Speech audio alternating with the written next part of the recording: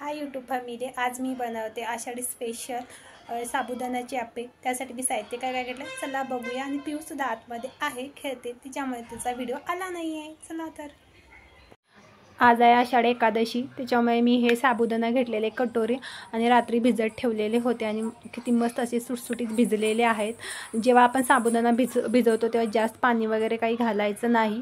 त्याच्यासाठी मी कच्चे शेंगदाणे सुद्धा इकडे घेतलेलं आहे, आलं घेतलेले, हिरव्या मिरच्या आणि बटाटे घेतलेले 2 आणि हे आहे मीठ। तुम्ही काळं मीठ सुद्धा घेऊ शकता, माझ्याकडे काळं मीठ नव्हतं। आता मिक्सरमधून मी हिरव्या मिरच्या, परत हे आल्याचे तुकडे म्हणजे जे काप आहेत किंवा तुकडे म्हणू शकता, आणि हे कच्चे शेंगदाणे आहेत, ते असं व्यवस्थित भडबडीत वाटून घ्यायचे आहेत।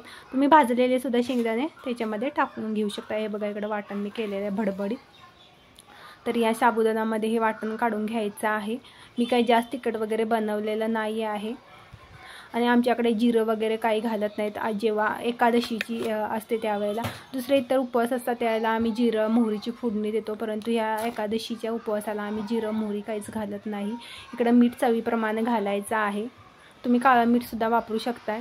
आणि थोडंसं पाणी घालायचं आहे, जास्त पाणी नाही घालायचं, नाहीतर चिकटपणा होऊ शकतो, कारण मी पहिल्यांदा साबुदाणा भिजवून घेतलेला होता। आणि इकडं मी चाकून असं मिश्रण हलवून घेते, व्यवस्थित मिक्स करून घ्यायचं किंवा हलवून घ्यायचं आहे।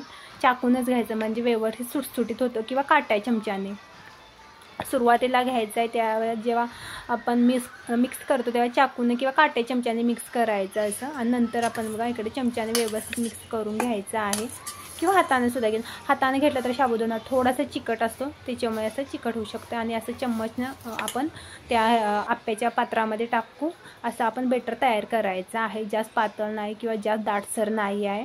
इकडे मी आप्याचं तेल गॅसवरती ठेवलेलं आहे गरम करायला, थोडंच हलकं गरम झालेलं आहे। त्याच्यानंतर मी त्या आप्या पात्रामध्ये तेल वतून घेते। तेल जास्त नाही लागत, थोडंसं आपण जसं आप्यांना लावतो तसंच त्याप्रमाणे थोडंसं चम्मचनं आप्याच्या त्या गोल सर्कलमध्ये तेल टाकून घ्यायचं आहे मस्तपैकी असं। मी सगळीकडे असं तेल टाकून घेतलेलं आहे, जेवढे आप्पे बनवणार आहेत त्याप्रमाणे। इकडे बघा तेलसुद्धा असं मी टाकून सगळीकडे पसरवून घेतलेलं आहे। पसरवून आपली स्वतः म्हणजे ज्यावेळेस तेल गरम होणार आहे, तेलसुद्धा असं व्यवस्थित गरम झालेलं आहे। आणि त्याच्यामध्ये मी अशी चम्मचने आप्पे सोडते।